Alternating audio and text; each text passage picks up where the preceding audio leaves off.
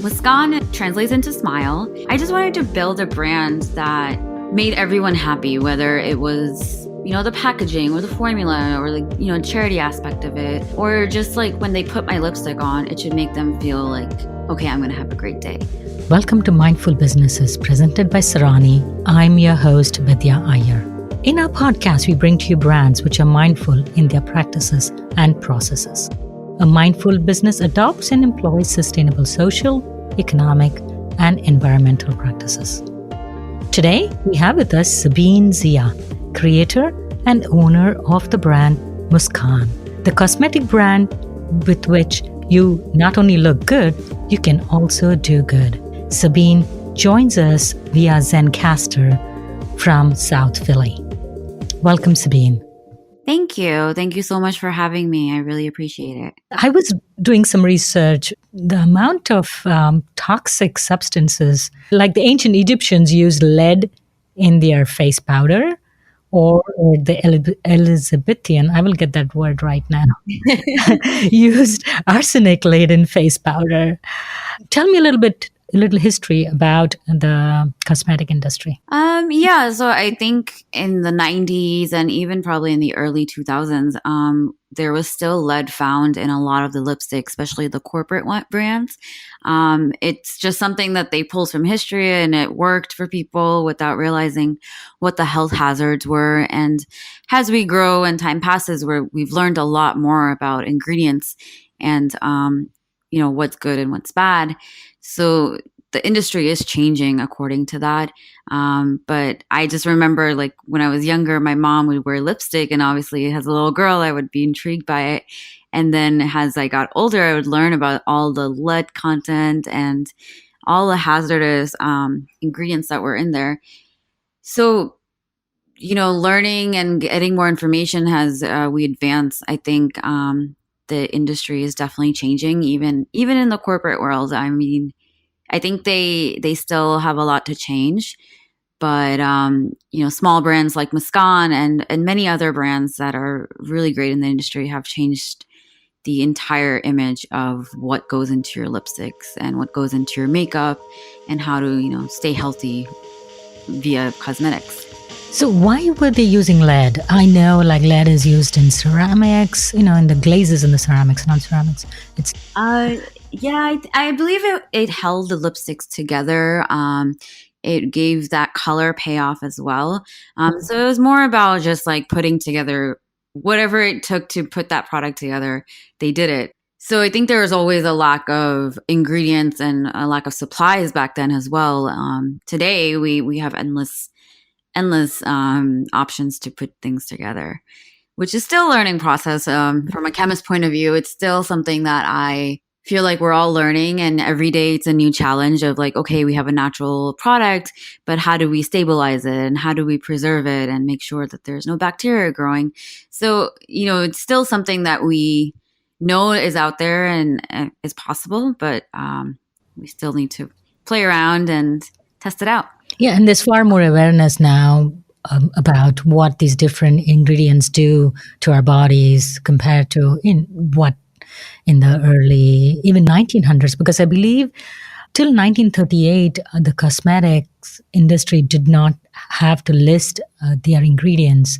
And I think this was fully enforced maybe in around 1972. So till then, even though there was some awareness. So how are the companies getting away with lead? You said till recently they had lead in the lipstick. How are they getting away with that? It's just because there's no regulation in the cosmetic industry. So, you have the food industry and they're heavily regulated with the FDA and OSHA. But in the cosmetic industry, in the US at least, there's only about 30 to 35 ingredients that are banned. As for Europe, they're a lot more strict than the US, and they have over 300 ingredients. So it's because of that. It's because no one's really enforcing, what ingredients are going into your products until recently. And so, they're that list of 30, but that's not enough. There's still a lot more that need to be banned. And until it's reinforced, companies will still do it, especially the larger ones, because they have better, financial departments and legal departments. So they find ways to still get away with it because it's cheaper and it's quicker and easier to do. So it's more about just regulation and what we need to do in the US to change it. So who comes up with these 30 lists, and which is the agency which is responsible for that? So they probably have some responsibility for oversight of what ingredients go into the cosmetics, right? So today there's actually several different organizations that are putting the list together. Between the FDA saying, okay, these are your X amount of ingredients, there's also EWG, which is the Environmental Working Group. And it's a great website to go on and actually search the ingredients that you may be looking at in a product, because you can enter in the ingredient and it will give you the level of like toxicity and what may be harmful and what may still be okay. Because we still have to remember that some of the ingredients are harmless, but because their name might not be pronounceable, people get scared of it. And that's not true either. So there are ingredients that are completely okay, but you have access to information, like, go on these websites. EcoCert is actually a European organization, and they check everything from the packaging to the ingredient and the source of the ingredients. They have a whole list of ingredients that include the 300 banned ingredients in Europe. But it's a good reference to, if you want to look at something in the US, you can refer to their list as well. Yeah, that probably makes sense, because whenever I've shopped at the Boots in UK, which is like our CVS, I always found many interesting products, many more natural products. And I didn't realize it's probably because of the regulations, the products they put out there have a higher standard. So why do those brands not just come here? Why are I'm trying to think of a brand which is there in Europe but not here. Why do they not? Or when they do come here, do they just adhere to the American standards and not? No, they don't change any of their standards. But it also, I think, has to do a lot with the retailers here and the cost that it will take to bring a brand here internationally. Export costs and conversion rate. What they're getting and shipping costs. I think that starts to come into play. So it really just depends on the retailer and the brand of how they would make that work. I have some brands at my shop as well that are international, but it does have a high cost of shipping. And so we have to figure out a way where we both come to a point where we can make it work for both of us. But it's not easy. So I think I guess when it comes to that, shipping companies definitely get the advantage. But then it's also like volume. So a lot of the brands, if they're small, they may not produce enough to make it worth it for a retailer in the US to bring it in.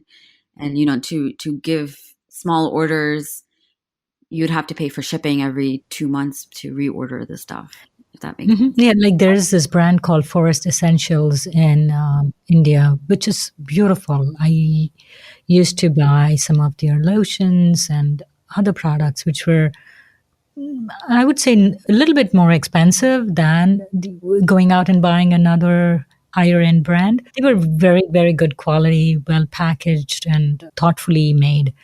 But once, I think now L'Oreal or somebody bought them, Lakme or L'Oreal bought them, and the pricing has changed and everything has changed. It's become completely unaffordable. This is the same, the bigger brands just buying a mid-sized brand and changing the pricing and making it inaccessible. Yeah, and that's the thing. It's pretty bittersweet in my opinion. Small brands have definitely become a lot more popular in the last few years. And it's really because I think people love that personal connection to the brand, where they're walking in or they're looking online and they see this small brand that has really put their heart and soul into making a product. So people are becoming more aware of, what brands they're using, what ingredients they're using, and they love that small brand feel. And as a small brand, it's a great opportunity to have a corporate brand approach you, because it helps you with marketing and financially and things like that. But it is a corporate brand, so these corporate brands will change, your story, your image completely. And so that's something I think when you come to that point and you do get that opportunity, you have to just, as a brand owner, ask yourself, do you want to continue being an independent brand? Or is it more important to you to go corporate? Because if you go corporate, it's not your brand anymore, it's theirs. And they can change it however they want. And so, unfortunately, some brands have definitely changed, like the one you're mentioning. And they have every right to do it because they're upscaling a lot more. They are going to produce in a larger volume rather than small batches. They already have a plan set that this new brand now has to follow. Yeah, I thought about Burt's Bees. That's another brand which was bought by a corporate. Yeah, and they were independent for a very long time. They were doing really well, so I'm not aware of which corporate brand purchased them, but sometimes brands get too big too fast and they do need that help, and that seems to be the best decision sometimes. So, what makes a product natural? How would you define a natural product? Is it 100% or 90% or? Yeah, it doesn't have to be 100% to be considered So, natural. if I could interrupt you, what do you mean natural? Using natural ingredients that are, plant based or organic. It just depends on what origin they are from of the ingredient itself. You could have coconut oil, but there's also synthetic coconut oil, and then there's organic coconut oil. And that's also debatable. Like, I might say something and someone else might not agree. It also depends, I think, on the different levels of like green beauty and what you think is green beauty. So some people may just say, I want a natural product, and some people may say, I want an organic product. And but natural, basically, you can't have certain ingredients. You can't have the synthetic preservatives or the parabens. A lot of products, parabens were preservatives, but now they're deemed to be, toxic. And so many brands have actually either they've stopped using it or they don't use it at all. I think even the definition of natural it's very different for everybody. And I think that's where the confusion comes in, because you have someone say my brand is natural, and then someone comes in and was like, well, you use X, Y, and Z. So for my lipsticks, I have natural ingredients, but I also have pigments in there, which some people may not consider, okay, this is 100% natural. But I am also not claiming it's 100% natural. With that said, the pigments that I'm using are not sourced from any animal byproducts or harmful ingredients. And I'm using the max amount that, would be considered to be a natural or organic product. So there's a lot of like limitations that you can use, especially when it comes to color cosmetics. That's something that I think Green Beauty is still working on to make, a NARS level foundation, but from a natural formula, because there are so many limitations when you're formulating a natural foundation, if that makes Yes. sense. So, do you have background in chemistry? So, how did you start your brand Muskaan? I love the name. So it's been a funny story. Like when I was in college, I started out with pharmacy school, and that was something that I instantly was like, I can't do this. Like, I don't think I want to Too do much this. stability and too much money. Maybe, it's like, my parents are like, okay, you're not going to be a doctor. You got to be something medical. And I was like, all right. But then even with that, when I transferred into another program, it was toxicology, which was not any better. But then I did my toxicology degree at Northeastern in Boston. And when I got out, I realized toxicologists are all like master's students or PhDs. So when I went in for interviews, I'm like, oh man, this is going to be tough. I'm competing with people with like much experience. So then I ended up working in a lab, and I started working at Sephora part-time because we had moved to Texas and I didn't know anyone. So I picked up a second job. Sephora was like so cool, like, dream come true. And I was that girl who didn't even wear makeup, so I don't know what I was doing there. But long story short, I, had to go back for my master's, and I was like, it'd be great to like combine, the Sephora world with my science world. And when I searched it, I found this a cosmetic chemistry program in North Jersey at Fairleigh Dickinson. And I applied and I got in. I had applied to L'Oreal actually, and I got a job there. So I was a chemist for them for 2 years. So I was going to school and working full time for my graduate degree. And that's how I kind of fell into it. So L'Oreal was really great for someone who's starting their career off in this world. They don't have you doing like five things at once. They just have you formulating or, being at the bench. But then I moved back home and I found a position with a mineral makeup company. And that's where I got to learn a lot about like natural products and, the limitations with natural products, the benefits with it. I was managing their production lab. Mm-hmm. So, like, for Where example, I is was talking home? Where about, is home? Philly or? no, it was in Okay. Houston. It was the mineral makeup brand called Color Science. And I was managing their production lab for all their liquid products and their powder foundations. So that's what I was saying earlier. Like, it's very hard to match a NARS foundation with a natural one because all the pigments we were getting are minerals. And all the minerals, you get a new batch, it may not be the same shade. So you would have to readjust your formula every time you made a large batch, if that makes sense. Like and it would be a very slight difference. Like, oh, one is a little bit lighter than the last batch.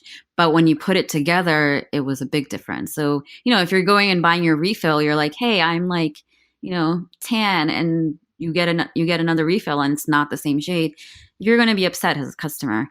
It was a great opportunity for me to learn about the limitations and how to troubleshoot formulas. But then I moved forward and I went to a hair care company, and that's where I got to learn about marketing and product development. And that was one of my favorite jobs because I got to do a lot more than just formulate and produce.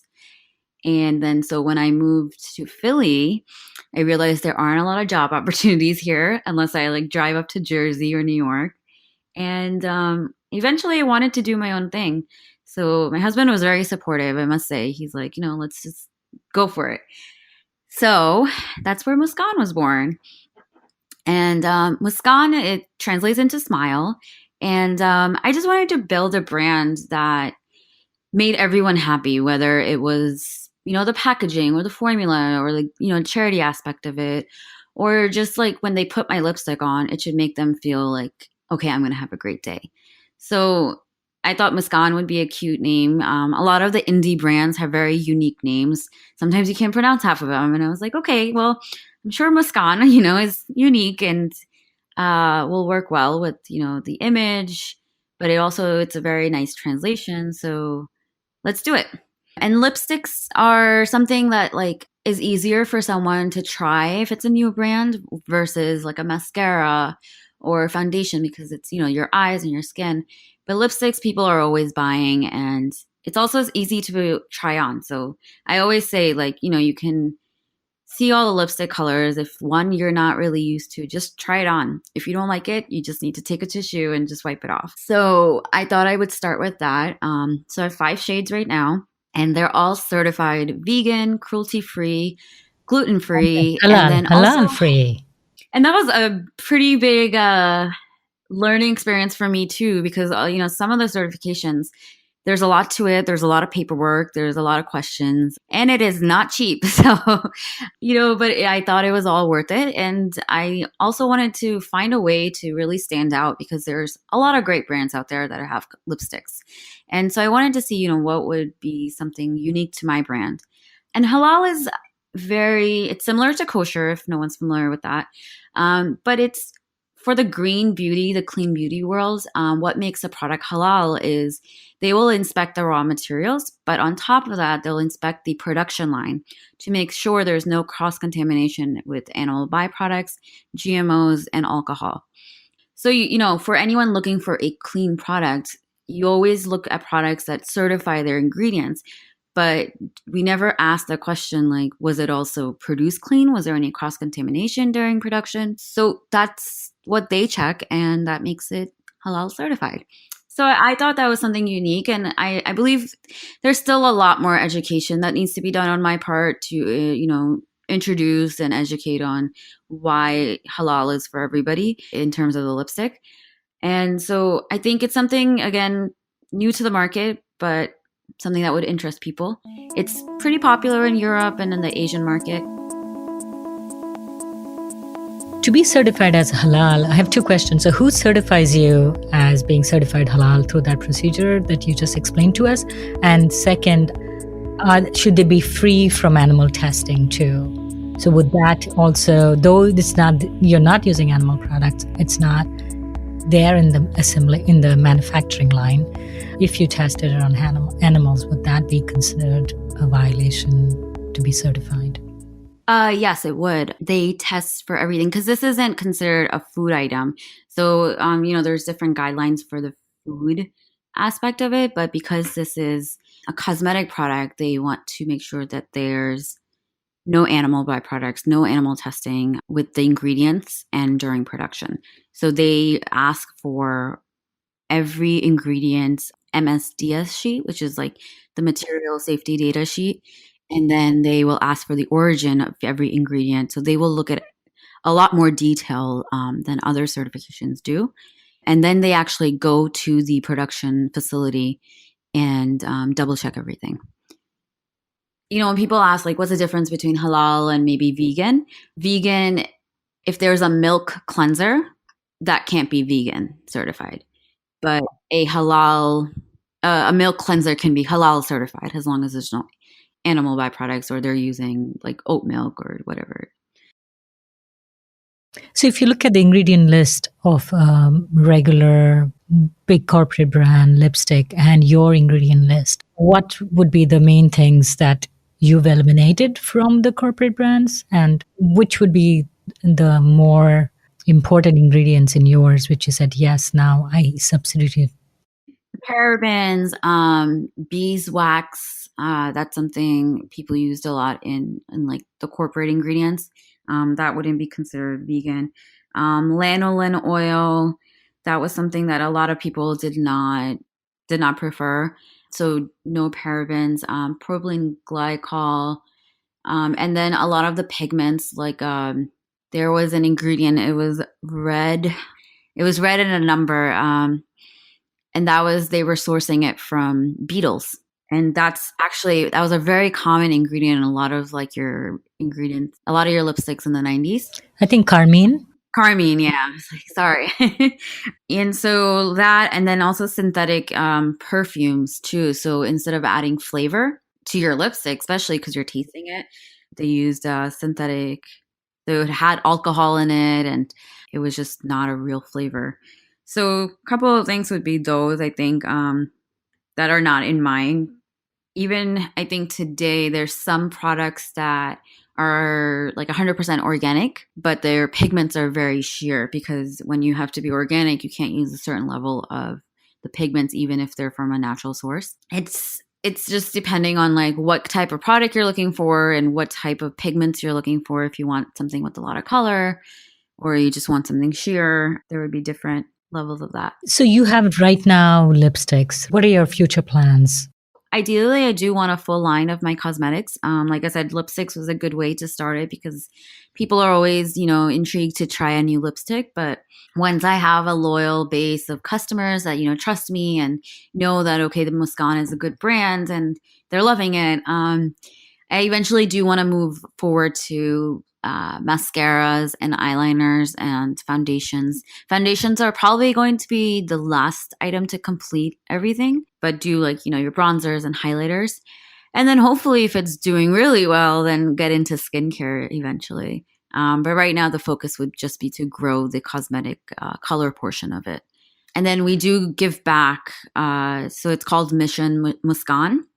And so basically Mission Smile. And I choose small charities that are doing really big things, but they don't have the exposure or the funds to like market it like the larger charities do. So it's like very similar concept to like a large corporate brand versus a small brand. But these charities are doing really great things, and they give 100% or more than 90% back to the to the cause. So I found a couple of good ones when I first launched, and I'm always looking for more. So if you know any, just let me know. But I change them up every often. And can customer choose too? I saw somewhere where you could decide, like, I want to give it to this particular. Yeah, so I choose 2 to 3 charities at a time. So far, it's been two. And then when you're checking out on my website, you can read about the 2 charities and then choose which one you'd want your sale to go to. And that's the reason I did that, is because, I want to reach out to a lot more charities, but then also feel like, it should give the customer a little bit more control of where they may want their donation to go. Both charities. I've always tried to make it a local charity, whether it's, Philly or New York or somewhere close by. And then one could be more global. And so this way I would reach out to a lot more. Customers also would get, an opportunity to read on different charities and pick, and then change them up so we can make up a difference to more than one charity. So where can one buy your products? Muskaan.com? Trying to Muskaan Makeup. Yeah, it's muskaanmakeup.com. Then it's also at the Philly store, the indie shelf. And I wanted to add that Sabine has a store in Indy in South Philly. Would you call it South Philly or Southwest Philly? Yeah, South Philly. Mm-hmm. She carries other natural brands along with Muskaan there. So if you live in the Philly area, do try to look her up. The name of the store is Indie Shelf, and she carries multiple brands there, including Muskaan. We sell the lipsticks in store, so it gives the people a chance to, play with them in store. But right now, it's just my store and then the website. And there's one more website. It's Love, LOVEINDIE, B as in boy. Okay. They were actually my first retailer that she had reached out and said, I want to carry your product. So that was really exciting for me. And then hopefully the next, year, we'll get some more retailers that I'm working on. So fingers crossed. Thank you, Sabine. This has been quite insightful, and I can't wait to see what you'll create next. Thank you so much for having me. I really had a great time. If you're a creator of a mindful brand or would like to recommend a mindful brand to be featured on our show, send us a message on our Facebook or Instagram page. We recorded this podcast at Q1067 in Lafayette, Indiana. Special thanks to Jim Stone, the owner of the radio station. The music for this podcast was composed by Tatum Gale. This is Mindful Businesses with Vidya Iyer.